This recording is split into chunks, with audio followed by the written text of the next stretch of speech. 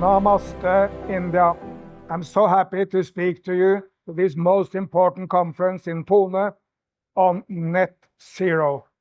In the context of 75 at 75, India is at the year 75, and of course 75 universities have committed to net zero. Today I want to celebrate the Smart Cloud Network for zero carbon emissions, which was established by my very good friend Rajendra Shende in the TERRE Foundation in Pune, and which I co-chair the advisory committee with my very good friend Prakash Javadekar, former Minister of Environment of India.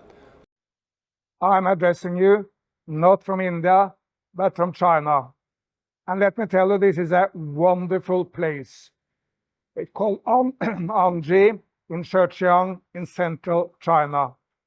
In the past, this building was a very polluting enterprise, factories sending pollutions into the environment, and where the staff was suffering a lot from inhaling the smoke.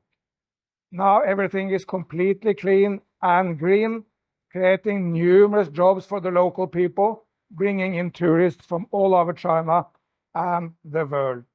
They've established center for young people for their entrepreneurships, restaurants and coffee shops, and capturing the green economy of bamboo and the green economy of tourism. It's really a lead example that there's no choice to be made between economy and ecology.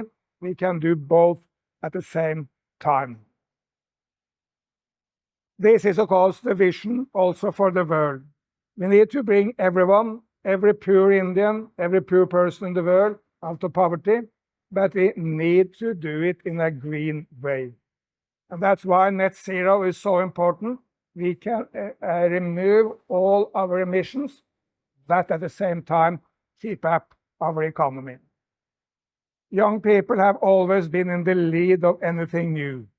Young people tend to be a little bit more innovative in their brains. They have the stamina and the energy to go out and transform the world. And whenever there was a big movement, say the movement for Indian independence, or for the environment of women's rights, or for civil rights, young people always were in the lead. And that's why I celebrate all the young people who now take the lead in bringing the net zero concept to the world. India is now in the lead on so many environment issues. Prime Minister Modi is launching green hydrogen mission, solar energy mission for India, and so many other great initiatives. And indeed, so many of the chief ministers are doing the same.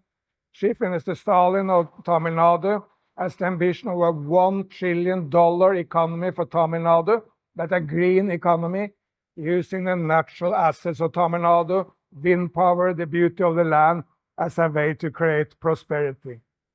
Telangana, they have increased the tree cover of the state by 5%, and in Madhya Pradesh, I just participated in the launch of some solar plants in Madhya Pradesh.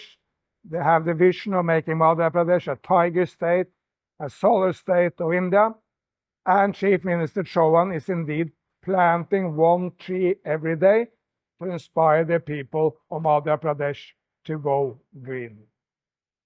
The idea of net zero and youth for net zero is so important because young people will lead.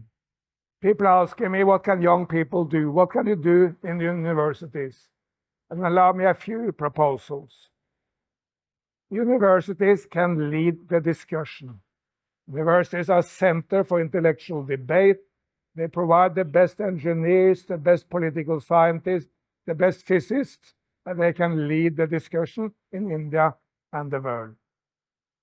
Universities can go green, plant trees. There are any number of trees planted in universities. I'm linked to University in Bhubaneswar, the Sri Sri University. It's a completely green campus, and every student can plant trees. Universities can provide for clean energy. There are normally a lot of roofs in universities.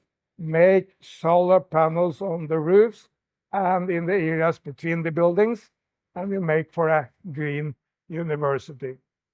And universities can get to zero on plastics, make a circular economy, and make sure that whatever you produce is recycled, and you use paper, computers, and every other measure to avoid plastics. So I congratulate the TERRE Institute and all my friends who are working on net zero, and together we can work for a world where there's no emissions and where we create an ecological civilization. I wish you complete success with this very important event in Pune.